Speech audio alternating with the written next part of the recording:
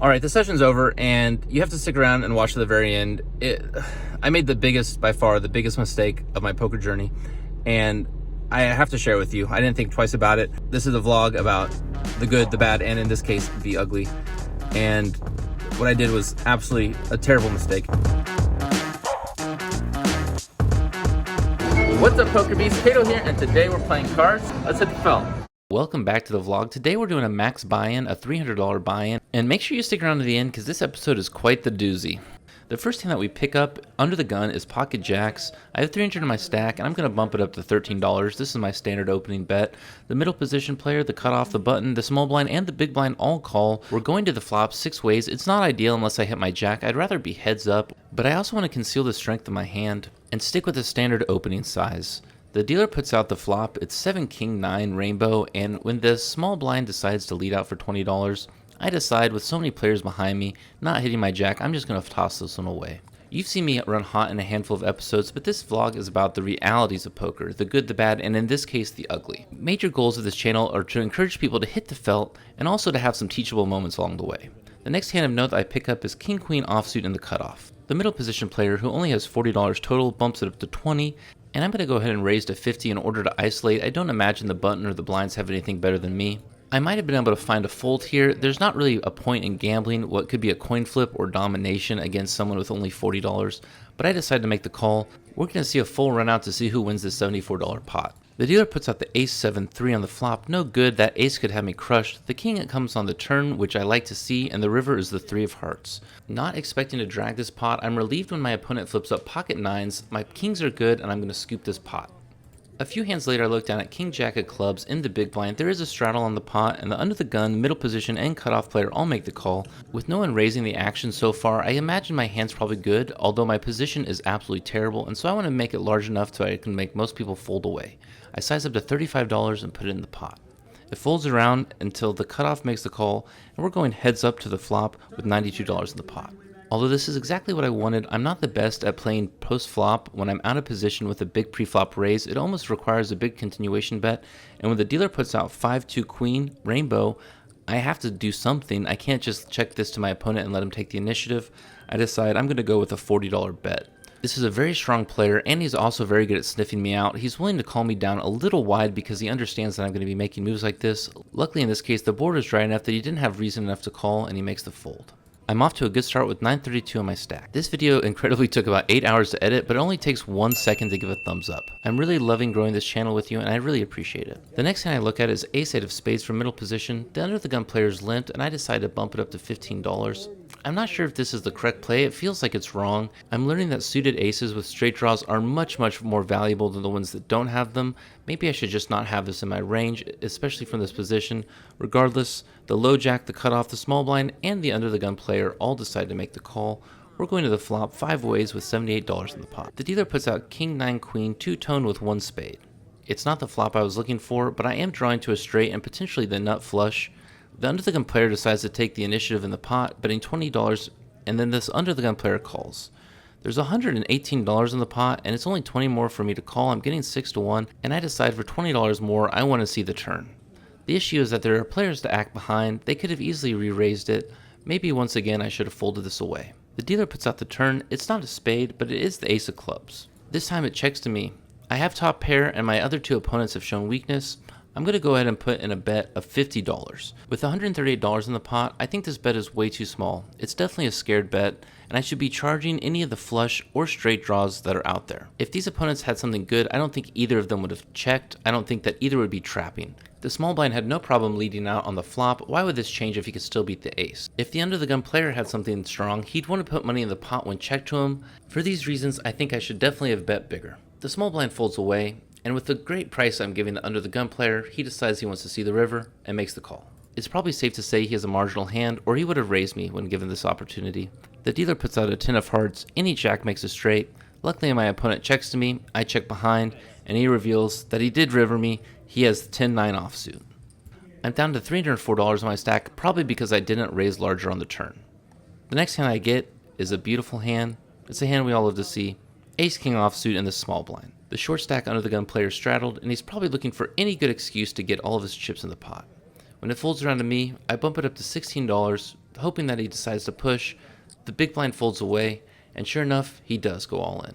I of course make the call. There's $154 in the pot, and we're going to see a full run out. The dealer puts out the 10-10-8 on the flop. Doesn't help us, but we still probably are good. The 6 of clubs on the turn, and then the beautiful ace of clubs on the river. He shows me his hand, ace-9 offsuit. I had him dominated, and I'm very glad to be scooping this pot. I probably wouldn't have made it to the river any other way than an all-in pre-flop. I'm sitting with $384, and I make a strategical seat change to seat 2 in order to target a stack that I particularly want some chips from. The dealer pitches me a card. I look down at my hand, and it's pocket aces. That incredible feeling of aces is amplified when the under-the-gun player bumps it up to $21. It folds to me, and I'm going to be putting more money in this pot. I don't want to give anyone behind me a reason to come in. I want to get a heads up against the person that probably has a strong hand betting so big from under the gun. I decide the proper sizing is $50. I think this is probably too small. Whenever someone min raises pre-flop, it always seems to be pocket aces, and of course that is what I have. Regardless, it folds around to the under the gun player who originally raised, and he decides to jam in all in on me. This hand's gone perfectly so far. Of course I make the call, and the only way it can get better is a clean run out. Right when the dealer's about to put out the flop, my opponent throws his hand on the table, pocket queens. 9-8 jack is a pretty good flop for him. The turn is the king of diamonds, and the river is the 7 of clubs. I got a clean run out, and I'm scooping another pot. My aces weren't cracked. Can't get much better than that. With $493 in my stack, I decide to play musical chairs and take his seat. I always get comments about how often I move seats, but if you can gain any sort of advantage when there's an open seat by moving to it, I think you always should. The next hand I look at is pocket 9s. I'm under the gun and I've bumped it up to $13. The middle position, the other middle position, the hijack, the button, the small blind, and the big blind all call. We're going 7 ways to a flop with $91 in the pot. The flop comes out 5 queen 6. We don't hit a set, so we decide to check. The entire table decides to check, and we're going to the turn, which is the 10 of spades. When no one takes initiative in the pot, I certainly like to. So I bet $55, and the player to my left immediately makes the call. He's going to be a main character for the rest of this vlog. When I moved to seat 8, this player wasn't there. He just sat down this hand, and this guy is a gambler in the purest sense of the word. He will go all in blind. Even if he knows you have pocket aces, he'll go all in blind on you. He's going to dictate the pace of this table for the rest of the night. The river is the 7 of clubs, and we both check, and he flips over 8-10. He's got the pair of 10s, and he's scooping this pot. The next hand I look at is pocket jacks in the small blind. I have to give some context to this hand. The player in seat 9 I've told you about. The player in seat 2 is right there with him. The player in seat 2 and 9 have gone all in blind a few times already. They've been playing big pots, $100 blind bets. They're kind of pushing the table around. No one really wants to join in on the action. But this time I have a hand, and I'm going to play it hard. Maybe a little too hard. The player in seat 2 bumps it up to $15. The button makes the call, and I raise it up to $60. Then, like I've seen many times in the past 10 hands, the player in seat 2 goes all in for his full stack. I waste no time making the call, thinking that I'm good. Unfortunately, my opponent flips up aces. This is the problem with adjusting to aggressive gamblers. Every once in a while, they'll get their cards they need, and they'll have you right where they want you. I'm at the mercy of the poker gods now, and they apparently heard my prayers because I bink a jack on the flop. The run out's clean, and I got lucky with that one. There's no other way to say it. I made a really bad play going all in with my jacks. I got caught up in the moment, and for some reason, somehow, I got bailed out. You know, it's really easy to edit these vlogs when I have a great day and I play well. It's not so easy to edit these vlogs when I make dumb decisions like this.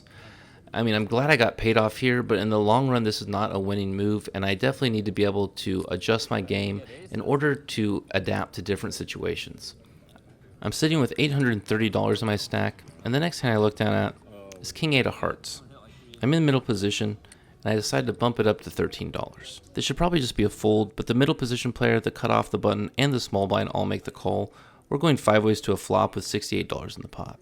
I want to give a little more context to this session. I am extremely tired, as in like I don't even know if I can drive home. I'm so tired. And I'm not saying this as an excuse. I just love to play poker and I want to play all the time, but I need to be able to step back and realize when I'm not playing at my maximum potential. The dealer puts out the 9-10 king two-tone, and I decide I'm going to bet here. I'm going to lead out for $30, and the cutoff makes the call.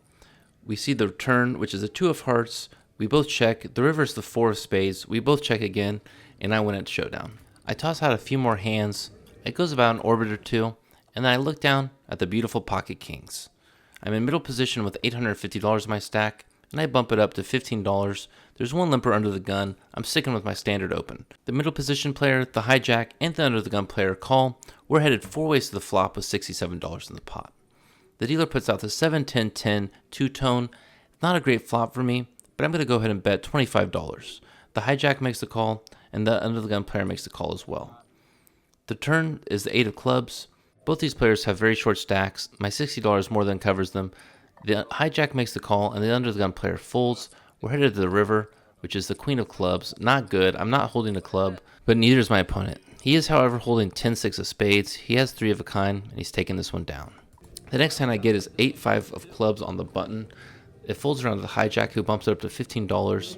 And once again, I make a very poor decision and decide to call. The small blind also makes the call. We're headed to the flop 3 ways with $48 in the pot. The dealer puts out 8-jack queen rainbow. The small blind checks, and the hijack decides to bet $20, and I make the call. The small blind folds. We're headed to the turn heads up with $88 in the pot. The turn is the king of clubs. I pick up a flush draw, and when my opponent checks to me, I'm going to bet $50, taking the initiative in the pot. My opponent wastes no time making the call, and we're headed to the river. It's a blank. It's the 2 of hearts. When my opponent checks to me, I decide to give up and check back. Maybe my 8's good, but it's not. My opponent flips over ace-queen offsuit. Of course he raised pre-flop, and of course I should have folded. The next hand I look at is king 9 of spades in the cutoff. There's a straddle on the pot. It folds around to the hijack, and he decides to limp in. I decide I'm going to bump it up, make it $25. The player on the button makes the call, and the hijack decides to go all in for $40 total. I make the call, and the button makes the call. There's $124 in the pot. We're going 3 ways to the flop. One's all in, and the other one's the gambler. The flop comes out 5-king-3, two-tone with 1 spade. I decide to bet my top pair, $40, and the gambler comes along with me. The turn comes out the 2 of spades. Now we picked up a flush draw, and I decide to bet the same amount, $40, and the gambler decides to bump it up. He says make it $130. I of course make the call with top pair and the second up flush draw. It's $90 to call, and it puts the pot at $464. The dealer puts out the river. It's the queen of diamonds, and I decide to check to the gambler, and he checks back telling me that I'm good. I show my hand. I beat the all-in player, and the gambler had ace-5. He had a pair of 5s, and then he turned a gut shot straight draw. Now you know why he's called the gambler. Very next hand, I'm still stacking my chips, and the gambler's announced he's going to play this hand blind all the way through. I believe him. He's very honorable, even though he's a little wild, and I look down at queen 10 offsuit. I know for a fact he hasn't looked at his cards. I've been paying close attention. I bump it to $15, and he bumps it up to $55. It folds around back to me, and instead of just making the call, I have queen 10. It's probably better than whatever random cards he has, so I push him all in. He makes the call, telling me that he would make the call even if he knew I had pocket aces. We're going to a full 5-card run out, and the dealer puts out jack 10-6. I hit my pair of 10s, probably good. The turn's a 7, and the river's a deuce. I'm scooping a pot when my opponent flashes 5 deuce offsuit. My stacks run to 1103, the gambler's at the ATM, and I look down at 7-6 of clubs under the gun. I bump it up to $13, and it folds around to the small blind, who makes it $45. I think the right move is to fold here, even though it's only $32 more, but my tired, excited mind convinces me to call. The flop is brilliant. 9-6-5, 2 clubs. I hit a straight flush draw and a pair. My opponent continues betting $45. I'm starting to put him on an overpair or something like ace-king. He hasn't gotten out of line at all this session, and with $260 behind him, I do some quick math in my head, and I figure if he has an overpair, I probably have better odds to win this hand than he does. I push him all in. He thinks about it for a really long time. He tells me he has pocket 10s. He's not sure if he wants to make the call. He thinks that I actually might have an overpair bigger than his.